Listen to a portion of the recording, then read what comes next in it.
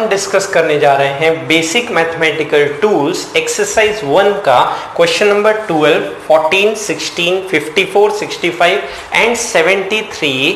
तो पहले आते हैं क्वेश्चन नंबर 12 पे बात करने। क्वेश्चन लिखा है frequency of a simple pendulum depends on its length and acceleration due to gravity according to the equation. ये फ्रीक्वेंसी है आपके पास 1/2 पाई रूट अंडर क्या लिखा हुआ है G अपॉन L।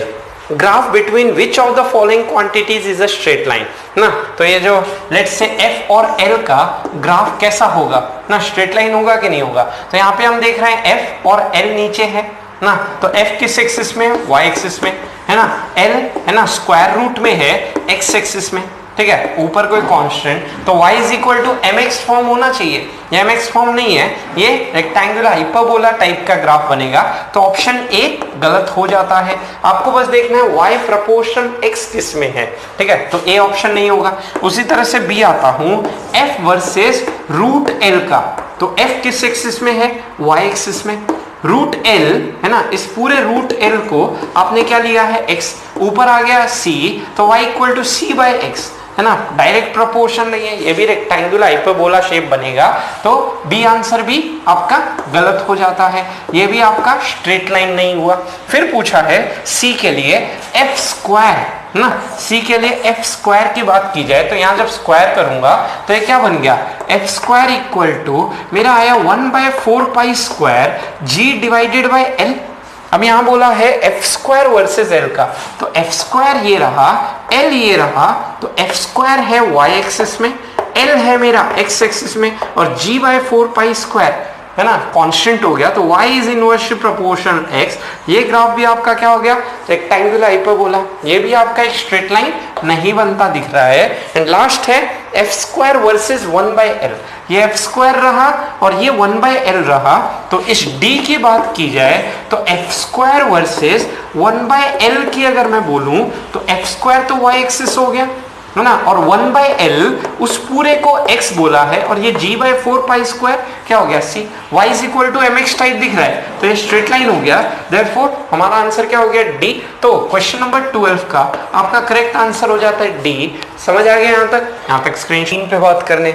लिखा है एक मशीन है ना, पूछा है which of the following is correct. तो यहाँ पे बोला है ये मशीन कैसे काम करती है, यहाँ पे आप कुछ इनपुट डालते हो x, जैसे 5 डाला, तो 5 डालने पे ये क्या बोल रहा है, double the input and add 3। मतलब यहाँ क्या बन के आएगा, इस इनपुट को डबल किया जाएगा 2x और उसमें 3 ऐड किया जाएगा।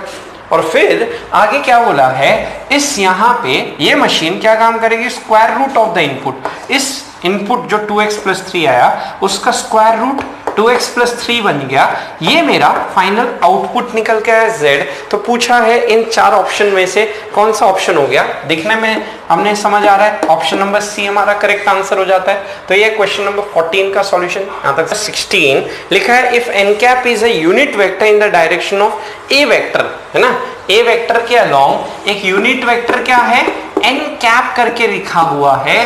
तो इस n कैप को हम क्या लिख सकते हैं, क्या सिखाया था, है ना, यूनिट वेक्टर कैसे लिखा जाता है, उस वेक्टर को उसके मैग्नीट्यूड से डिवाइड कर दो। तो A vector by magnitude of A vector है ना, इसको मैं ऐसे भी लिख सकता हूं, A vector divided by magnitude of A vector हमें क्या देगा, उस वेक्टर का ना यूनिट वेक्टर देगा, which is option number A.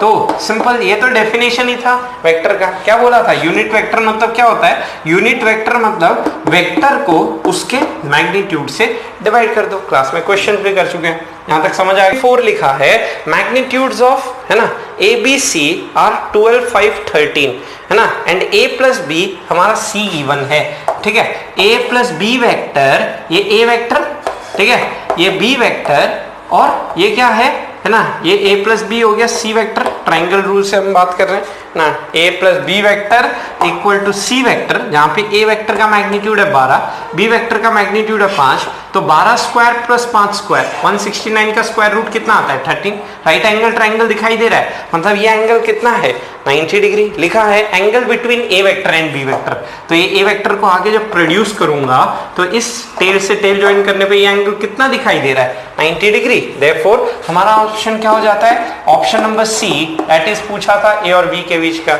जैसे आपको दिखा 12 5 तो तीसरा 13, तो राइट एंगल ट्राइंगल दिख गया। अब राइट एंगल ट्राइंगल दिख गया, उसके बाद आपको देखना है किन के बीच पूछा एंगल। तो देयरफॉर क्वेश्चन नंबर 54 का आंसर हो गया सी। 65 लिखा है, लेट्स से ए वेक्टर हमें गिवन है इज इक्वल टू कितना है, a cos थीटा का आई कैप प्लस यहां लिखा हुआ है a sin थीटा का क्या लिखा हुआ है, j कैप। अब लिखा है ये कोई वेक्टर मान लो a करके आपको गिवन है ना। अब लिखा है another vector b which is normal to a, दूसरा वेक्टर b पता करो जो a के क्या हो, नॉर्मल। नॉर्मल मतलब उन दोनों का है ना डॉट प्रोडक्ट करने पे कितना आना चाहिए हमारा, इज इक्वल टू 0। ठीक है, डॉट प्रोडक्ट कैसे किया जाता है ना, बी ए कॉस 90 0 हो जाएगा, डॉट प्रोडक्ट में आई कैप के साथ जे कैप के साथ। तो यहाँ पे चारों ऑप्शन एक एक करके चेक करो। जैसे एक फर्स्ट ऑप्शन में चेक करके दिखा रहा हूँ, अगर B cos theta I cap plus B sine theta J cap, अगर ये यूज किया जाता बी वेक्टर को, है ना, B cos theta I cap लिखता और आपका क्या लिखता, B sine theta J cap करके लिखता। ठीक है, आपको चेक करना पड़ेगा इसको। तो डॉट प्रोडक्ट में क्या करना है, ए डॉट बी करने के लिए आई कैप को आई कैप से मल्टीप्लाई कीजिए, तो आई कैप मल्टीप्लाई कीजिए, तो a इंटू बी और cos थीटा कितना हो गया, cos स्क्वायर थीटा। उसी तरह से a इंटू बी और sin थीटा कितना हो गया, sin स्क्वायर थीटा। अब यहाँ पे क्या हो गया, यहाँ पे ए बी कॉमन आया और ब्रैकेट में sin square plus cos square 1, क्या ये 0 हुआ क्या, नहीं, तो ये दोनों परपेंडिकुलर नहीं है।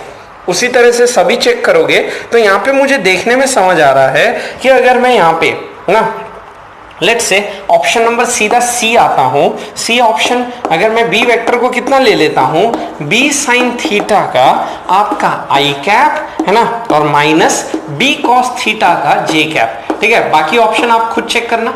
ठीक है, तो इन दोनों का डॉट प्रोडक्ट किया जाए, इस ए वेक्टर का डॉट प्रोडक्ट किससे करता हूं, बी वेक्टर से, तो आई कैप को आई कैप से मल्टीप्लाई करूंगा तो ए इंटू बी और ये साइन थीटा इंटू क्या बड़ा है अपने पास, कॉस थीटा।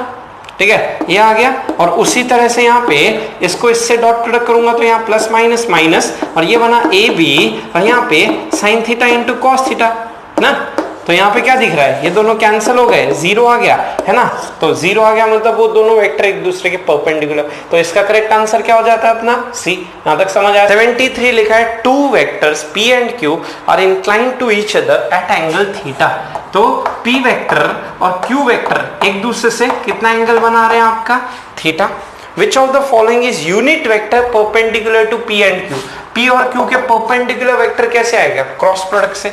ठीक है, तो P क्रॉस Q और यूनिट वेक्टर चाहिए तो इस P क्रॉस Q वेक्टर जो आया उसको इसके मैग्नीट्यूड से डिवाइड कर दो।